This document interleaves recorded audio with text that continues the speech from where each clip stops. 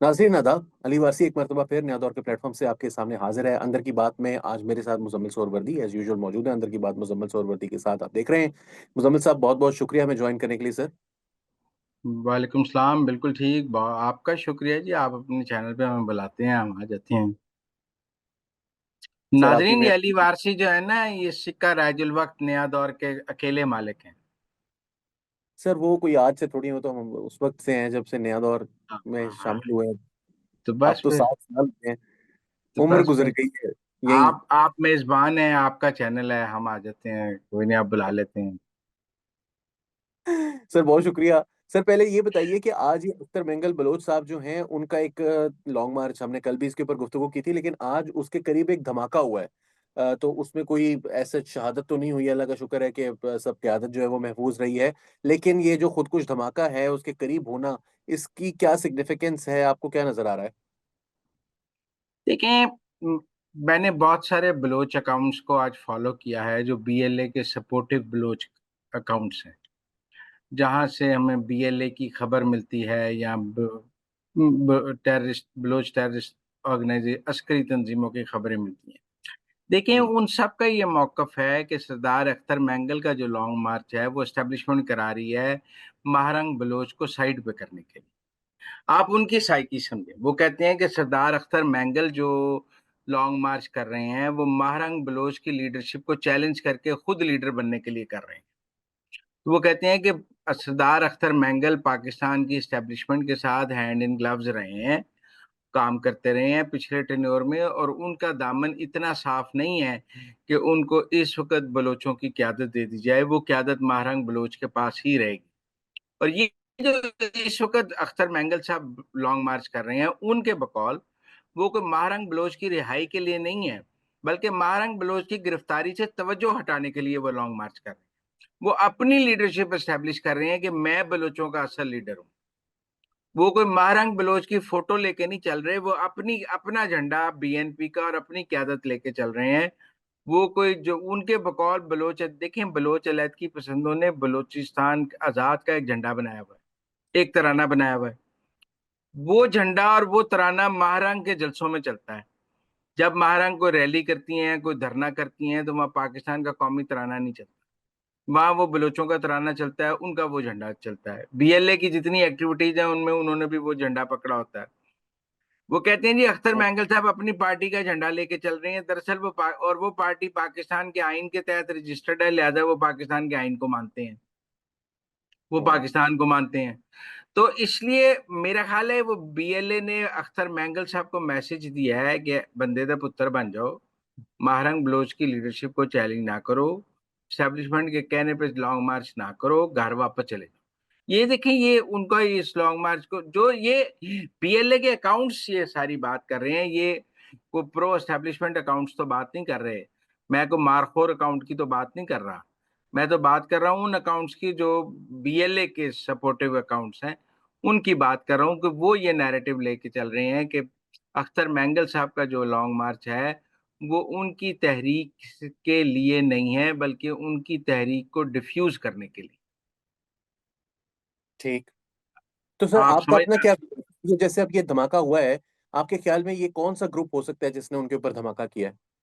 एक तो आपको पता है, सारे बलोच ग्रुप इकट्ठे हो गए हुए हैं। इनका एक इजलास हुआ, 3 दिन तक चला, जी। और उसमें सब एक दूसरे में मर्ज हो गए। ये अस्करी तंजीमें, जिसे हम कहते हैं कि रॉ ने इनको इकट्ठा कर दिया या फलां ने इनको इकट्ठा कर दिया, लेकिन ये सब इकट्ठे हो गए हैं। अल्लाह नजर, बशीर जैब, सब इकट्ठे हो गए हैं। ये दे आर एक परचम साए तले आप ये इकट्ठे हैं। तो मिलके एक उनका कंसोलिडेटेड एफर्ट है जी। उन्होंने अख्तर मैंगल को ये मैसेज दिया है कि you are not acceptable to us. और अख्तर मैंगल ठीक। साहब जो पिछले 1 साल से अपनी एक्सेप्टेबिलिटी पैदा कर रहे थे, वो ये खुदकुश हमला ये जाहिर करता है कि he is not acceptable to them, जो मर्जी कर। राइट। अच्छा सर आगे चलते हैं। आज मर्दान में भी देखिए, बलूचिस्तान के अंदर ये धमाका हुआ है, दूसरी तरफ मर्दान के अंदर जो है वो एक ड्रोन स्ट्राइक हुई है, और उसके अंदर भी 9 लोगों के मरने की इतलात हैं। और अब डेड बॉडीज रखकर जो है वो शुरू कर दिया गया है एहतजाज। ये क्या चक्कर चल रहा है, ड्रोन हमला किसने कर दिया है? ये ड्रोन हमला पाकिस्तान ने किया है। देखें, वो पहाड़ों के ऊपर कोई शहरी नहीं रह रहा था।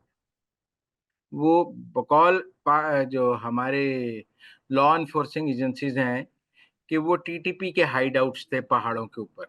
पहाड़ों पे इस तरह कोई वहाँ आबादी नहीं थी, कोई गांव नहीं था, कुछ नहीं थे, ये टीटीपी के हाइड आउट्स थे। उनके एक्टिव टेररिस्ट और उनके फैसिलिटेटर रह रहे थे वहां पे। This is what the establishment या जो पाकिस्तान की लॉ इन्फोर्सिंग एजेंसीज हैं उनका ये मौका। और वैसे धरना खत्म हो गया, वो लाशें ले गए अपनी, और डीएनए वीएनए उनके होंगे, और ये उनका लॉ प्रोसीजर की बात हो गई है। लेकिन इतना पहाड़ों के ऊपर वहां टीटीपी के हाइड आउट्स की बात थी। ये जो हम सॉफ्ट स्टेट से हार्ड स्टेट की तरफ जाने की बात कर रहे हैं, उसमें आपने देखा होगा कि गुज़श्ता हफ्ते कुछ लोगों ने पाक अफगान सरहद क्रॉस करने की कोशिश की, तो उन्हें भी शूट एट साइट के ऑर्डर्स के तहत एक एक वाक़ये में 11 और एक वाक़ये में 16 लोगों को मारा गया। अब भी ये ड्रोन अटैक्स की गई हैं, क्योंकि अब हमें जहां भी इनके हाइड आउट्स या जहां भी इनकी चीजें नजर आएंगी, तो उसको उसी वक्त इनको एलिमिनेट किया जाएगा। और हार्ड स्टेट का यही मतलब है कि नो लीनियंसी और शूट एट साइट, और जहां मिले उतने ही मार दी। तो ये उसके तहत ऑपरेशन था। ये को आपका ख्याल है ड्रोन अटैक अमेरिका ने किया है, या आपका ख्याल है कि अफगानिस्तान या ईरान से ड्रोन अटैक आया है? भाई हमने खुद ही किया है, और तो कोई नहीं कर सकता वहां पे। तो सर अब देखिए ना, ये अब पीटीआई ऑफिशियल से लगा हुआ है, सूबाई वजीर डॉक्टर अमजद अली मर्दान में कटलिंग शमोजो के मकाम पर ड्रोन हमले में शहीद होने वाले शहरियों के लवाहिकीन से मिले। आजम खान सवाती भी कह रहे हैं कि जी ये निहत्थे चरवाहों पर ड्रोन हमला हुआ है। फिर सेनेटर मुश्ताक जो हैं उन्होंने कहा है कि ये हुकूमत जो है वो हुकूमती दहशतगर्दी है, बेगुनाह 9 अफराद खवातीन और बच्चे शहीद हो गए हैं। देखें देखें, पीटीआई तो कॉन्टिन्यूसली एक ऐसा नैरेटिव बनाती है जिससे उसको टीटीपी की हमदर्दी हासिल रहे। इसीलिए हम देखते हैं कि पीटीआई टीटीपी के हिट लिस्ट पे नहीं है। पीटीआई की हिट लिस्ट पे जेयूआई है, एएनपी है, पीएमएलएन है, लेकिन पीटीआई नहीं है। उनके लोग आसानी से फिरते हैं, आज़ादाना फिरते हैं, घूमते हैं, उन्हें इलेक्शन में भी कोई प्रॉब्लम नहीं हुई। तो पीटीआई ने अपना एक सॉफ्ट कॉर्नर विद टीटीपी रखा हुआ है, टू को एग्जिस्ट विद टीटीपी, क्योंकि उन्होंने वहाँ केपी में हुकूमत भी करनी है, वहाँ सियासत भी करनी है, और वो समझते हैं कि उनको तो निशान। ये वैसे ही एक बात है कि आपको याद है एक दौर में शहबाज शरीफ का एक बयान चला था कि वो तालिबान हमें क्यों निशाना बनाते हैं, पंजाब क्या कर रहा है, याद है आपको? उन्होंने जामिया जी। नईमिया में बयान दे दिया था। तो आजकल पीटीआई का ये मौकफ है कि टीटीपी हमें ना निशाना बनाए, बाकी जो मर्जी करती रहे। तो रियासत का ये मौकफ है कि देवर टीटीपी के अब लोग थे, और उन्होंने वहां पे हाइड आउट बनाया हुआ था, और हमने उनको हाइड आउट मारा। अब आप देखें ना, जब उसामा बिन लादेन पर हम अमेरिकन ने स्ट्राइक की, तो फैमिली तो वहां भी मौजूद थी। अगर कोई हाइड आउट बनाया होगा तो फैमिली तो साथ होगी ना, वो रह रही होगी उस हाइड आउट में साथ। तो आप ये तो नहीं कह सकते कि मतलब वो कि जो हाइड आउट था वहाँ जो लोग अब ट्रेनिंग कर रहे थे, या जो लोग वहाँ पे सेल बनाया हुआ था, उनकी फैमिलीज उनके साथ नहीं रह रही होंगी, वो भी साथ रह रही होंगी। तो मैं उससे तो डिनाई नहीं करता, उन्होंने वहाँ कुछ जानवर भी पाले होंगे अपने आप को जिंदा रहने के लिए। मैं आपको एक बात बताता हूँ, मैं एक दफा ना, एक टीटीपी के एक तर्जुमान होते थे मौलवी उमर, ये मुल्ला जी उमर नहीं, जी मौलवी जी उमर, जी। उन पर 5 करोड़ रुपए की बाउंटी थी। मैं उन मुझे किसी लिंक से उनका इंटरव्यू का 2008 में मौका मिला, तो मैं उनका इंटरव्यू करने बादान चला गया, पाक अफगान बॉर्डर पे कैमरे लेके। सही। जब मैं गया तो उन्होंने भी वहाँ भैंस भी रखी हुई थी, बकरे भी रखे हुए थे, शीप्स भी रखी हुई थी, वो भिंडियां भी उगा रहे थे, और पहाड़ के ऊपर उन्होंने एक एंटी एयरक्राफ्ट गन भी लगाई हुई थी, और उनके अपना एक मोर्चा सा भी बना हुआ था कि अगर हेलीकॉप्टर की शेलिंग हो तो उसको निशाना बनाए। तो एक पहाड़ी पे उन्होंने कब्जा किया हुआ था, तो वहाँ उनकी फैमिली भी रह रही थी, बच्चे भी फिर रहे थे। तो ये तो फिर होता है, ये ऐसा क्यों नहीं है? मैं वहाँ उनका इंटरव्यू करके आया, तो उस वक्त बच्चे भी वहां मौजूद थे, बच्चे क्रिकेट भी खेल रहे थे। वो सर्टेनली जो जितने भी लोग रह रहे होते हैं उनके साथ फैमिलीज भी रह रही होती हैं। फिर खाने पीने के लिए उन्होंने फिर जानवर भी पाले होते हैं, दूध के लिए जानवर रखा होता है, कुछ काश्तकारी भी हो रही होती है, जिंदा तो रहना होता है ना। तो ये दूध सब्जियां और ये सब कुछ हर वक्त हर चीज तो नीचे से ऊपर नहीं आ सकती। तो ये कोई ऐसी बात नहीं है। यही बात अमेरिकी भी कहते थे, जब वो ड्रोन हमले करते थे उस वक्त तो हम धरने दिए बैठे थे, हम तो उनका नेटो सप्लाई कौन बंद कर सा दी भी थी हमने। धरना दिए? आपको याद है ड्रोन अटैक्स हुए? मैं आपको इसका भी एक वाक्य सुना। पहला ड्रोन अटैक हुआ तो बड़ा रौला पड़ गया पाकिस्तान पे। तो शौकत अजीज साहब अमेरिका जा रहे थे, तो सब ने कहा कि आप बात करेंगे। तो उनके अमेरिका पहुंचने से पहले मुशर्रफ ने बयान दे दिया कि there were some miscreants over there, कि वहां कुछ दहशतगर्द मौजूद थे जिनको मारा गया। तो वो ड्रोन अटैक्स हमारी मर्जी से होते थे, हम्म। कि हमारी मर्जी के बगैर होते थे। जब हमने खत्म किए तो तब खत्म हो गए। खान साहब तो अपनी सियासत चिमकाने के लिए वो लॉन्ग मार्च करते थे, कि क्या खान साहब को नहीं पता था कि वो पाकिस्तान की एस्टेब्लिशमेंट की मर्जी से हो रहे हैं, और खान साहब उस एस्टेब्लिशमेंट की गोद में उस वक्त बैठे भी हुए थे। हम्म। ये ऐसी है जैसे दुर बिजली सस्ती कराने के लिए ना, जमात इस्लामी ने धरना दे दिया, गौहर एजाज साहब ने इंटरव्यू देने शुरू कर दिए, क्योंकि आईपीपी से रीनेगोशिएट एस्टेब्लिशमेंट चाहती थी।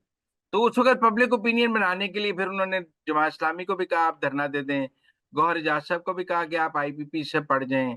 फिर एक एक आईपीपी से प्रेस कॉन्फ्रेंस करा दी कि मैं वॉलंटरली करना चाहता हूँ। तो ये तो होता है, इसमें ऐसी कौन सी बात है। आप नहीं जानते अली साहब इस खेल को, मेरे से ऐसे सवाल करते हैं जैसे आपको नहीं पता सारी बात। मैं तो चाहता हूँ ना कि आप ये कौन के सामने हटाई कराएं कि उस वक्त भी हमारी जो दो नंबरी थी, हमारी जो डुप्लिसिटी थी, उसकी वजह से पाकिस्तान के बहुत से साल जो है वो जाया हुए हैं दहशतगर्दी के खिलाफ जंग में। आगे चलते हैं सर। मुराद अली शाह साहब जो हैं उन्होंने आज ये कहा है कि थल कैनाल से रिलेटेड, किसी भी कैनाल से रिलेटेड, आसिफ अली जरदारी साहब जो सदर हैं उन्होंने कभी कोई मंजूरी दी ही नहीं है। अब ये एक नई चीज आई है, क्योंकि अभी तक तो हम यही कह रहे थे कि जी जरदारी साहब ने मंजूरी दे दी, बिलावल साहब इख्तलाफ कर रहे हैं, सिंध की कौम परस्त जमातें जब कहती हैं तो पीपल्स पार्टी ये करती है। आज वो कह रहे हैं कि मंजूरी नहीं दी। ये क्या चक्कर है नया? नहीं, आपने आधी बात की है ना, आपने पूरी प्रेस कॉन्फ्रेंस सुनी है उनकी।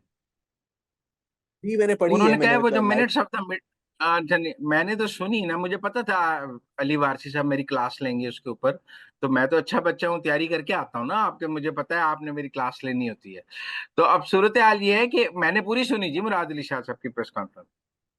हम्म। वो सिर्फ ये भी कह रहे हैं कि वो जिस मीटिंग का हवाला दिया जाता है ना, कि जिस मीटिंग में ये नहर की मंजूरी हुई है, वो कह रहे हैं उसके जो मिनट्स ऑफ द मीटिंग जाली जारी हुए हैं वो भी जाली हैं, और उन पर सदर की मंजूरी भी है, और वो कहते हैं वो गलत मिनट्स ऑफ द मीटिंग बना के जारी कर दिए गए हैं। देखिए, मजे का खेज बात कर रहे हैं मुराद अली शाह साहब माजरत के साथ, कि प्रेसिडेंट हाउस में एक मीटिंग हुई, उसके मिनट्स ऑफ द मीटिंग जारी हुए, वो minutes of the meeting president of Pakistan की अप्रूवल से जारी हुए, और अब वो कहते हैं कि वो मिनट्स ऑफ द मीटिंग भी जाली थे, वो सदर को धोखा दे के मिनट्स ऑफ द मीटिंग जारी जारी कर दिए गए। तो जे सदर ने लेना धोखा हो गया तो सदर इस्तीफा देते पे। एखो जे सदर ने सदारत रख के की करनी है, जिदे दफ्तर ਚ ਉਹਦੇ ਮਿੰਟਸ ਆਫ ਦਾ ਮੀਟਿੰਗ ਵੀ ਉਹਦੀ ਮਰਜ਼ੀ ਨਾਲ ਨਹੀਂ ਹੁੰਦੇ, ਉਹਨੂੰ ਪਤਾ ਹੀ ਨਹੀਂ ਲੱਗਦਾ ਥੱਲੇ ਮਿੰਟਸ ਆਫ ਦਾ ਮੀਟਿੰਗ ਜਾਰੀ ਹੋ ਜਾਂਦੇ ਨੇ, ਉਹਨੇ ਕਿਉਂ ਵਾਨੇ ਸਦਰ ਦਾ ਬੈਡਰੂਮ ਰੱਖ ਕੇ ਕੀ ਕਰਨਾ, ਜਾ ਕੇ ਤੇ ਆਰਾਮ ਨਾਲ ਬੁਲਾਵਲਾ ਉੱਚ ਰਵੇ। ਜੇ ਮੇਰਾ ਮਤਲਬ ਇੰਨਾ ਹੀ ਧਰੋ ਹੋ ਗਿਆ ਹੈ, ਜੇ ਇੰਨੇ ਹੀ ਧੋਖਾ ਹੋ ਗਿਆ ਹੈ ਕਿ ਸਦਰ ਦੇ ਆਫਿਸ 'ਚ ਮੀਟਿੰਗ ਹੋਈ ਹੈ, ਉਹਦੇ ਮਿੰਟਸ ਆਫ ਦਾ ਮੀਟਿੰਗ ਜਾਰੀ ਹੋਏ ਨੇ, और ਤੁਸੀਂ ਕਹਿੰਦੇ ਹੋ सदर ਨਾਲ ਧੋਖਾ हो गया, पता ही नहीं लगा। ये ऐसी है जैसे मैं को मुझसे किसी ने धोखे से इस्तीफे पे दस्तखत करा लिए। मैं तो समझा था ये मेरे घर के कागजों के दस्तखत हैं, वो इस्तीफे करा देते, इस्तीफे पे दस्तखत। कैसी मजे का खेज बात कर रहे हैं। देखिए, वो अपने कॉन्स्टिट्यूंसी को सेटल करने की बात कर रहे हैं। मैं आज खुर्शीद अली शाह साहब का मौकफ भी सुन रहा था कि जी 4 अप्रैल को जब भुट्टो की बरसी पर हम नहरों का मुकदमा अवाम की अदालत में रखेंगे। मेरे ख्याल में मुराद अली शाह साहब ने भी आज भुट्टो की बरसी की तैयारी के सिलसिले में ये प्रेस कॉन्फ्रेंस की है। वो लोगों के सेंटीमेंट को थोड़ा ठंडा कर रहे हैं, और ये प्रूव कर रहे हैं कि पीपल पार्टी जो है वो उनके साथ खड़ी है।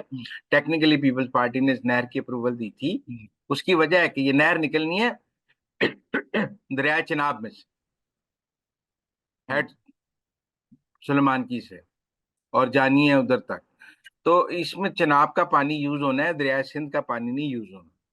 लेकिन उस वक्त चूंकि पीपल्स पार्टी ये बात मान गई, और अब वो कॉम्प्रेस सिंधियों से डर गई है, और उनका ख्याल है उसका वोट बैंक निकल जाएगा, तो उसने यू टर्न ले लिया है, और वो उस यू टर्न की अब सियासत कर रही है। लेकिन मेरा मतलब सर है कि लेकिन जी, सर लेकिन सवाल मेरा ये है कि यू टर्न तो उन्होंने लिया है। मेरा असल में क्वेश्चन ये है कि अब ये अगर भाग गए हैं पीपल्स पार्टी वाले, तो फिर प्रोजेक्ट तो नहीं हो सकता, क्योंकि उस क्यों पीपल्स नहीं हो पार्टी सकता, दस्तखत हो के। गए हुए हैं, मंजूरी हो गई भी है, नहर बनेगी। लेकिन वो तो सिंध की जो सबसे बड़ी जमात है, वो तो वफाक को फिर खतरा बन जाएगा ना। कोई खतरा नहीं बन जाएगा, 2027 तक हमारे पास द्यामीर और भाषा का पानी आ जाएगा, और एक्सेस पानी हो जाएगा। ये 2 साल का क्राइसिस है, डैम्स आ जाएंगे, डैम्स का पानी हो जाएगा, तो हम पानी स्टोरेज की पोजीशन में आ जाएंगे, तो ये क्राइसिस खत्म हो जाएगा। उस 2 साल में ये नहर बननी है, कोई ऐसा क्राइसिस नहीं आएगा, आप बेफिक्र रहें। ये बात पीपल्स पार्टी को समझ है। 2 साल सियासत होती रहेगी, नहर भी बनती रहेगी, आप भी यहाँ हैं, मैं भी यहाँ हूँ। वो हुकूमत नहीं छोड़ेंगे, वो ऐवान-ए-सदर नहीं छोड़ेंगे, वो चेयरमैन सेनेट का ओहदा नहीं छोड़ेंगे, वो गवर्नरियाँ नहीं छोड़ेंगे, आप मेरी बात सुनें, कुछ भी नहीं छोड़ेंगे, आप बेफ़िक्र रहें। पंजाब में नहर बन रही है ना, तो गवर्नर को क्यों इस्तीफ़ा दे दें? हुँ, हुँ। हाँ, बात तो सही है आपकी, इसमें कोई शक नहीं। होना तो यही और चाहिए। पंजाब में नहर बन रही है, तो पंजाब असेंबली में एहतजाज करें। बिल्कुल ठीक आपने कहा। तो सर बहुत शुक्रिया, आज आपने जो है वो इन तीनों मौज़ूआत के ऊपर हो सकता है हमें हमारे अवाम को जो है वो बहुत सारी बातें समझ में आई होंगी यकीनन, और बहुत सारी चीज़ों पर उनके ज़ाहिर है कमेंट्स भी होंगे, और वो बात भी कर सकते हैं अगर चाहें तो हमें अपने कमेंट्स के ज़रिए आगाह करें कि आप इन चीज़ों के बारे में क्या समझते हैं। साथ-साथ इस वीडियो को लाइक कीजिए, शेयर कीजिए, और अगर अभी तक आपने चैनल को सब्सक्राइब नहीं किया तो सब्सक्राइब भी कर लीजिए। अली वारसी को, मुज़म्मिल सुहरवर्दी साहब को अंदर की बात के प्लेटफ़ॉर्म से नया दौर से इजाज़त दीजिए। आदाब।